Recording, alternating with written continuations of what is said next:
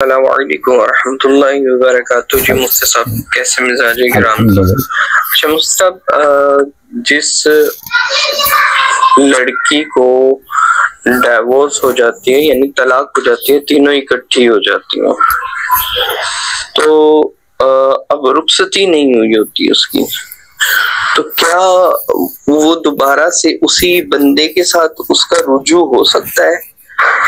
جبکہ یعنی کہ ان کے کوئی آپس میں ملنے والا کوئی سین نہیں ہوا؟ برائے کرم جواب عنایت فرمائیں۔ جی وعلیکم السلام ورحمۃ اللہ وبرکاتہ۔ رخصتی نہیں ہوئی، 3 طلاقیں ہو چکی ہیں، تو کیا دوبارہ نکاح اسی خامند کے ساتھ کیا جا سکتا ہے؟ یہ محترم، اگر خلوت صحیحہ نہیں پائی گئی اور طلاق اس انداز میں دی گئی ہے کہ تینوں علیحدہ علیحدہ طلاقیں دی ہیں، تو اس بنا پہ جو ہے پہلی طلاق دینے سے، یعنی یوں الفاظ بولے میں طلاق دیتا ہوں طلاق دیتا ہوں طلاق دیتا ہوں، یعنی تینوں طلاقیں علیحدہ علیحدہ بول کر کہی گئی ہوں، تو فقہ نے لکھا کہ پہلی طلاق سے طلاق بائن واقعہ ہو جائے گی۔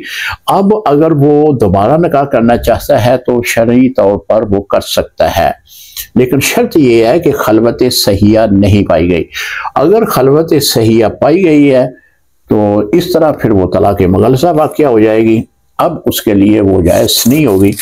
اگر خلوت صحیحہ نہیں پائی گئی لیکن طلاق دینے کا طریقہ یہ ہے کہ اس نے یک زبان یہ الفاظ بولے کہ میں نے تینوں طلاقیں دے دی، یعنی تینوں کا لفظ ایک ہی وقت میں اس نے بول دیا، تو اس پر بھی فقہا نے لکھا ہے کہ اب وہ دوبارہ نہ تو نکاح کر سکتا ہے نہ رجوع کر سکتا ہے، کیونکہ اس نے تینوں طلاقوں کو ایک ہی زبان سے بول کر طلاق مغلظہ جو ہے اس پر واقعہ ہو جاتی ہے۔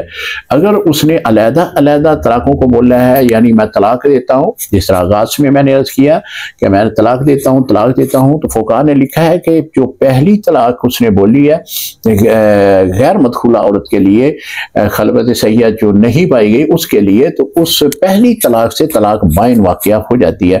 تو بائن طلاق کا طریقہ کار یہ ہوتا ہے کہ اگر وہ پہلے خامد کے ساتھ جانا چاہتی ہے تو نکاح دوبارہ پڑا جائے گا، تو پہلے خامد کے ساتھ وہ نکاح میں آ جائے گی۔ السلام علیکم ورحمۃ اللہ وبرکاتہ۔